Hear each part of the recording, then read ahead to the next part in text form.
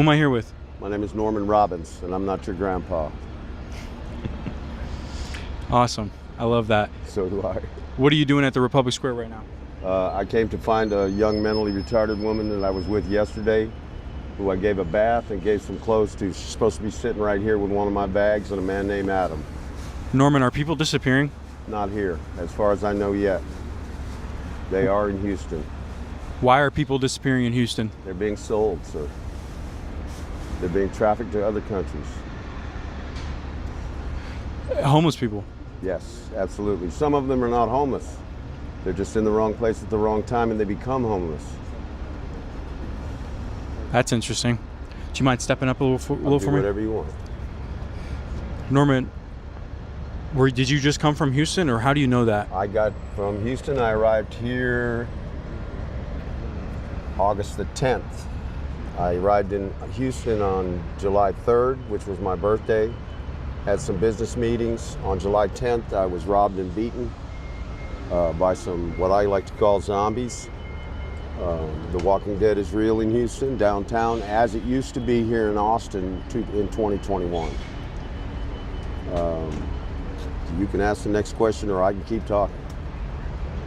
I just ran into a guy whose half his friends just disappeared in the last 2 days. I believe it.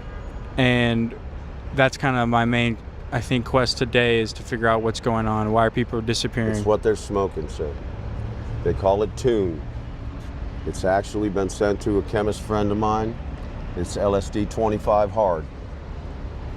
What's being done, as far to the best of my knowledge, it's being dissolved in mineral water. They're buying OG Kush so they can call it OG Kush. They're rolling small joints. They're dipping it in the LSD. They're cutting it into quarter-inch sections and selling it to people for $5. If you should smoke that whole quarter-inch, you're taking anywhere from 50 to 100 hits of acid at once. I have seen men older than me fold in half like a paper clip. That same man died 2 nights later. Everybody called him Pops. He had a big gray beard and 2 German Shepherds. How long you been out on the streets for, sir? This time, since the 10th of July, when I was robbed in Houston. I've also spent 15 days in jail for the first time in my life. I'm 68 years old. I was arrested by the Austin Police Department for threatening to punch a 26-year-old man who called me a liar. Why would he call you a liar? Earlier in the shift, I had purchased a 12-ounce can of Coca-Cola for 79 cents. When he took over, the price of the Coke went to $1.59. When I told him 2 hours ago I paid 79 cents, he called me an effing liar, and I said I should jerk you over the counter and slap you in the face with your own hands. The police were called. I was asked if I was trespassed, which I had been earlier by the McDonald's, not by the convenience store. When he started to put the cuffs on me, I refused to answer any more questions, so he never got the details, and I spent 15 days in jail, the first 8 under the wrong name. Do you think it would have gone different if you would have communicated? Oh, absolutely, but he didn't want to listen. He wanted to arrest me. I hear you, man. So I told him, contact my attorney. I gave him the attorney's name, which I'll leave out right now. He's in Houston, Texas. And when he takes people's money, it's a hoot.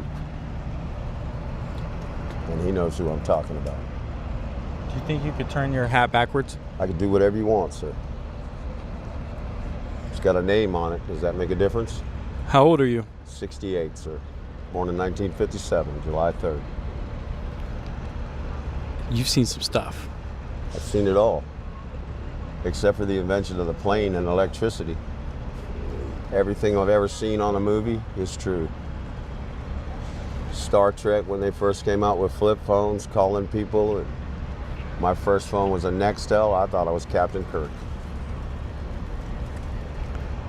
Man, what the things that are going on in the world right now, and talking to people like you, is exactly what this channel needs. It's big cities. It's in the middle of every city. They're restricting water flow to the sewer system. They're turning the general public against the homeless. When they restrict water flow in the sewer system, the urine smell and the feces smell stays. It doesn't get washed away. People in Houston are onto it. They have a big Nigerian man who can lift these water main lids. He loves to do it. They lift water mains and they bust them and they run them right down the drain so nobody sees them. And they'll run for hours and hours, and that block will become scent-free. Wow. Why do you think people are disappearing right now? I know why people are disappearing, because there are people in the world who can afford to buy people and do with them what they want. And we're at a change in the administration right now. Do you think that has anything to do with it? No, absolutely not. This is done way bigger. It's done by someone who, if you mess with them, they have no qualms about taking out your whole family.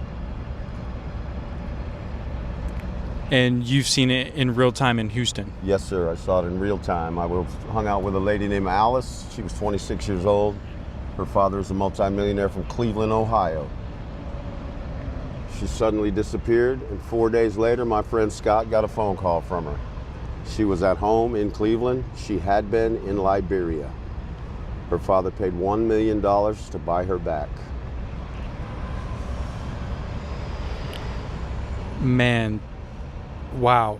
That's just basically ransom, right? No, that was a purchase price. She was property. Wow. Man, I don't want to make this whole video about people disappearing, but well, we can make it whatever you want, or you can stop now and we can sit comfortably later on, maybe over dinner. Yeah, man, this is what I want to do for you. What's your message to the world? My message to the world is we're here. We're all messiahs. We were sent here to save the world. If you're watching me right now in real-time news, you know what's going on. You know what time it is. There is no time. We have the ability to live past, future, and today. Stay within the moment. Be kind to one another. Check how cruel you are to the others. They will soon catch up with us. When they do, we will love them like we did before. But until then, they can stay back from us and we can love them from here. Wow, man. And where the world's at right now, what do you think is going to happen in the next 2 months? I believe in the next 2 months, the enlightenment will become greater than it's ever been. And we have already reached a shifting point where there is no return. We will not go back to the way it was. We will continue to progress. We will continue to take care of each other. I have an MPO that is dedicated to ending homelessness. My new wife has an MPO which is dedicated to ending starvation. Just those two things would allow us to live without money if the corporate dogs would allow us to. I was just run out of the Marriott Hotel because I asked for a glass of ice water. I'm a millionaire, but I've wandered these streets for 3 weeks with no money and no ID. I got $20 from a man named Ken from Alabama today. I went in and got a shot of vodka, asked for a glass of ice water, went out on the patio and sat down. The security came out 15 seconds later doing his job as he's required to by J.W. Marriott and said, "Sir, you cannot sit here. That is for paying customers only." I said, "Well, what about the vodka I bought?" He said, "I don't see any vodka and you're going to have to leave." So I did, and I complimented on how well he was doing his job, and it was unfortunate that he believed the way I do.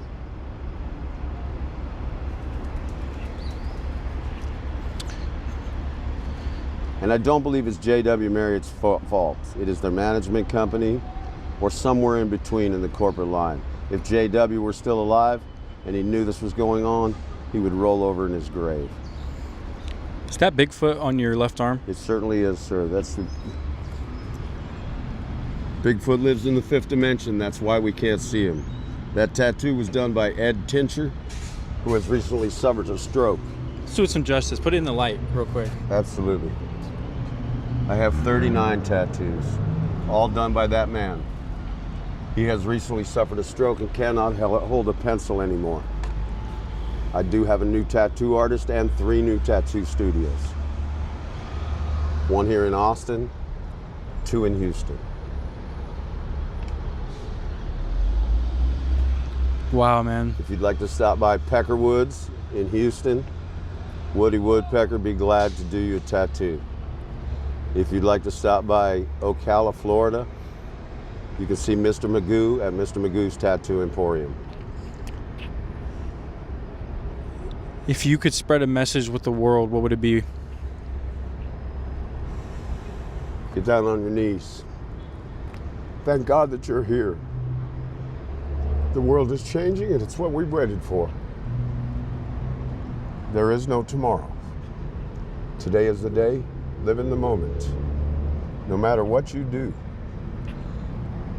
what people think about you is none of your business. If you are good with the Lord, you are good. What people think of you about you is none of your business. If you're good with the Lord. I like that. As long as you're good in your own skin, then you're right. I've just lost several of my best friends, some of them over 30 years. To the best of my knowledge, my family doesn't want to speak to me anymore because I just came out as a bisexual. I have a couple of lesbian nieces. They're fine with them, but not a 68-year-old bisexual man. And that's all right. Like I said, those who are not with us right now will catch up.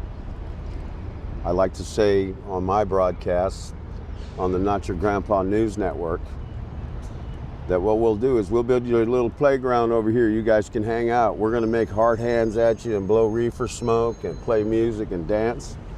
And when you're ready to catch up to us, you're going to come out here and we're going to hug you and love you like we did before we left. But we're moving on. And if you're not on the train, you're just going to be drugged behind. Where's your train leading to? Shangri-La, sir, Minnesota.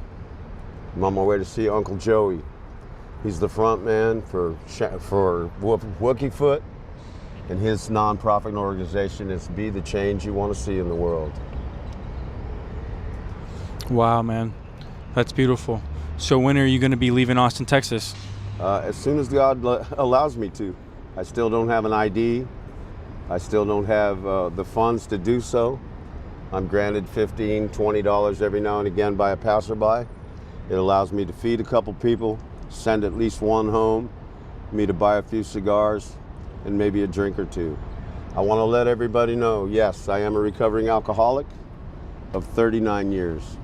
In a discussion with God while I was on 23-1 locked down in a solitary cell, I asked him, why shouldn't I be able to drink? He said, it's ridiculous. He said, if you find yourself getting drunk, go to a meeting. If you find yourself having a drink, you're just having a drink. Right now I find myself just having a drink. 1 a day maybe, sometimes 2. No more, because I can't stand to not be in control. And all the while knowing that God is in control, because my story's already been written and it ends with happily ever after. So I will live it to the best of my ability and to the fullest that I'm allowed. Man, I appreciate you tuning in with us over here. This was super deep, man. We need to do something a little bit lighter later. Cool, man. Hey, well, we're going to pray for you, man, in your circumstance, and we can do follow-up interviews with you, brother. Absolutely, anytime. And bring bring people further to Christ and connect them. I can bring actual people who have disappeared and come back. I can contact Alice in Cleveland, and we can see what she says. I believe that her father's not going to let her do any interviews, but there is an underground thing, and you know all about it. Yeah, man, straight up. Hey, we appreciate tuning in with you. God bless you. God bless you. I love you, dude. Love you too, brother. Peace. Be well and smile often. I'm coming home.